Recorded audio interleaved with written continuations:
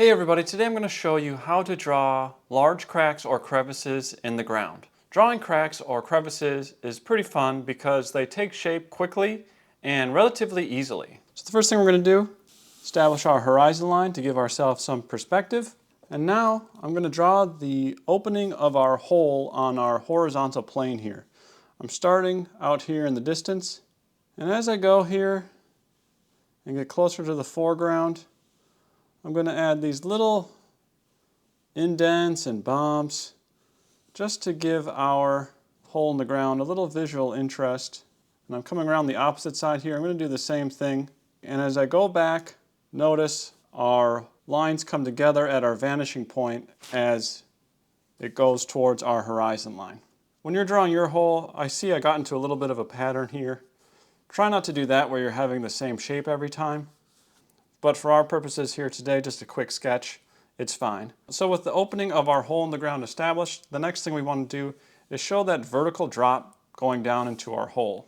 All we're going to do is add some vertical lines, and we're going to start with sort of our primary ones where, see where our hole changes direction?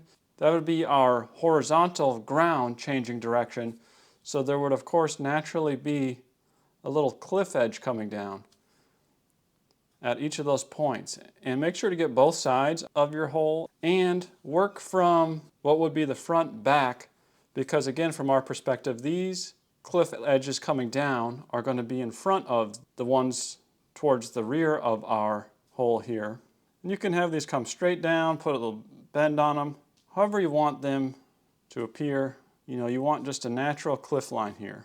Let's see how these ran into each other there. So it's important to have this one first, because that is in front of this other cliff edge here. Okay, so those are sort of your primary cliffs falling down, again, because those are in correlation with where the earth, whatever rock or dirt, is changing direction on our horizontal plane here. So now I'm just going to add some more vertical lines, and these are mostly going to be just reinforcing that change in the direction of our slope. And, whether it's dirt or rock, you can kind of make these however you want. Whatever your hole is sort of filled with here, just be pretty loose with it. I'm mostly going to have vertical lines, but also you can have some horizontal lines because, of course, rocks go in any direction. I just wouldn't have the majority of them being horizontal lines. And I'm quickly just going to reinforce these primary lines, and we'll get back to those in a second. But I just want to make sure those are highlighted here and give them a little more weight as I move along here. Okay, now let's just get back to adding some details. You can do however you want. Again, just vary these up because this is sort of the random rock or dirt or whatever you have going down here. I like to have a little more up at the top of where our hole sort of falls, because think of like a lip where the sort of dirt or whatever crests over the lip. There's going to be lots of little debris and details in there, but do it however you want. You can really get into quite a bit of detail here depending on the scale of your drawing and what you're going for. If you want more help on drawing rocks, you can check out my tutorial how to draw rocks, or also my tutorial how to draw canyons and cliffs could be helpful here. There's a lot of overlap, but I'm just being random, varying up the direction, the pressure, the length. And again, horizontal lines are okay because rocks will go in all sorts of directions. But unless you're going to have an incredible amount of detail in here, I wouldn't have too many horizontal lines because you don't want to lose that sense of our dropping into this hole. If you're just doing a sketch, just kind of play around and have fun with it. If you're doing a more serious drawing, obviously you're going to want to spend a lot more time on all of this.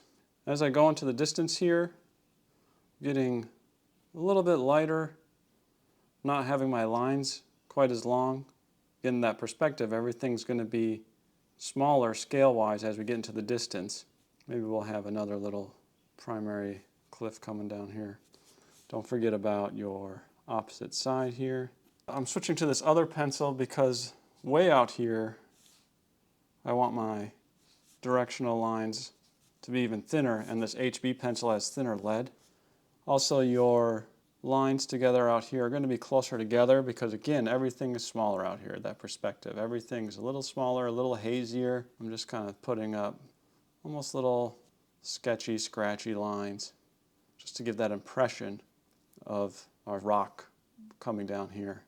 Okay, so that's pretty quick, but for just a quick sketch here, I'm pretty happy with that. So now with just a regular traditional 2B pencil here, I'm going to start to add in shadows. So I'm just starting at, again, those primary cliffs where this little nook, not as much light is going to get in here.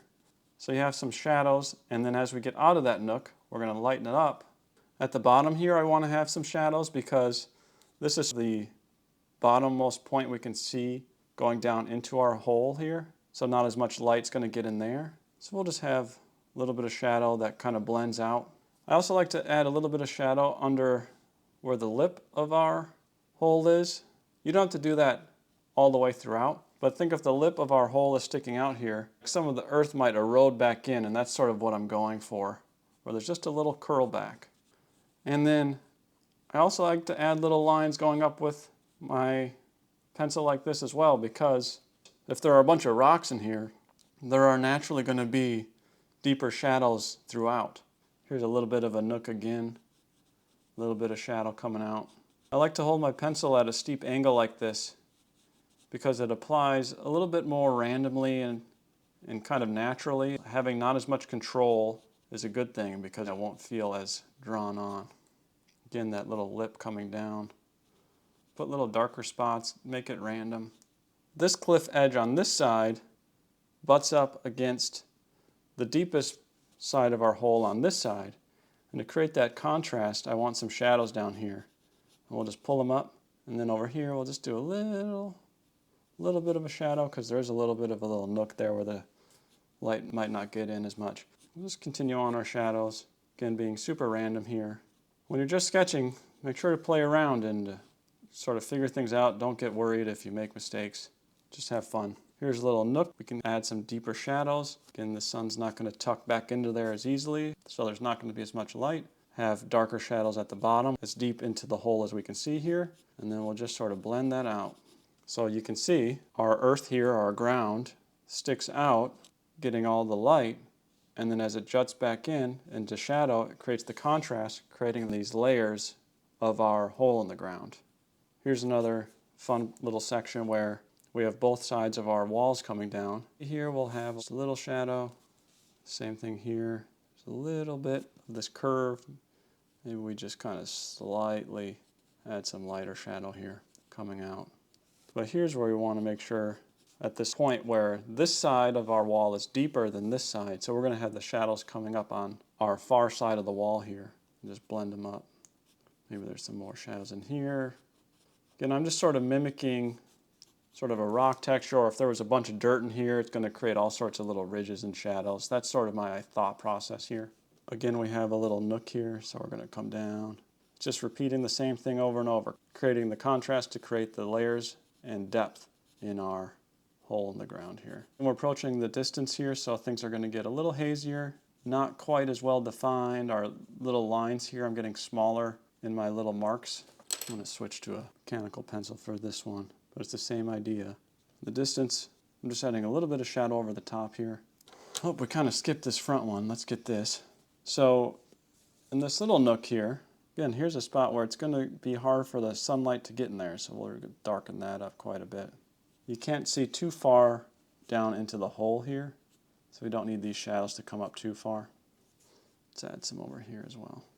So that was pretty quick, but I'm pretty happy with that. I'm going to go back and just add some more of these finer details with my 2B pencil now that I have a layer of shadow over the top, just to make things a little nicer, more detailed looking. A few little horizontal lines are kind of fun just to break things up. But as you add in details like this, see these two, whatever it is, rock or dirt, whatever it is, it's a little bit heavier. There's a little more weight to it, so there's probably some shadows in there. You know, these little lines are defining whatever your, earth or ground is, but really defining those rock edges means you're drawing those shadows of your rocks or your dirt. So that looks pretty good. Well, let's add a little bit more, just some tiny details back here. Just add a little bit more shadow down here at the bottom. But just for the sake of it, let's say I do want to lighten some shadows here. I'm going to take this eraser cut off the tip to a point, and with it at a point, just add little eraser marks, again going in the direction of our vertical wall coming down. So you can add just those little bit of highlights back in. Or maybe not highlights, but just softer shadows. So don't be afraid if you make something too dark. Just go back in and give it a little eraser. There's no mistakes here, you can't fix. Okay, so now it's a nice beginning of our hole in the ground, but holes normally don't form sort of that exactly. Let's add some little bit of cracks just coming off to make it look like it is more natural. And I do kind of tend to focus on these coming off these sharp points, but you can have them come off just about anywhere you want. It's just these points like this would be a natural spot where they would come off, and you can have them be a little bit thicker if you want, however you want to do them. Just kind of add them randomly. These are pretty easy. You can have them even open up if you really want. But now, applying what we did earlier, you would see some vertical lines coming down in here.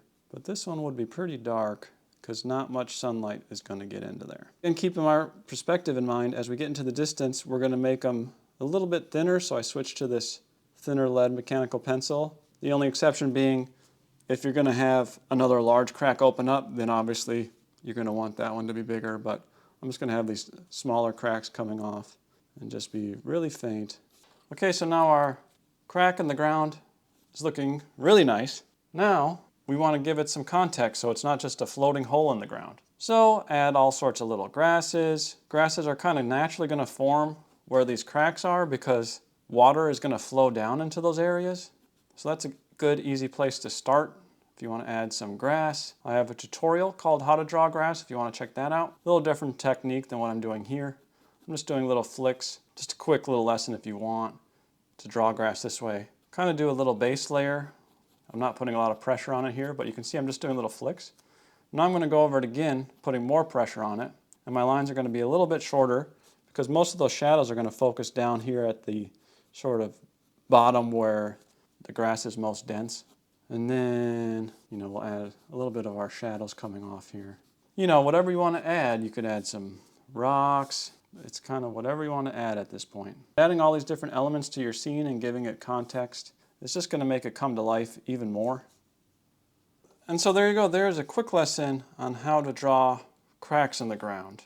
Thanks, and we'll see you next time.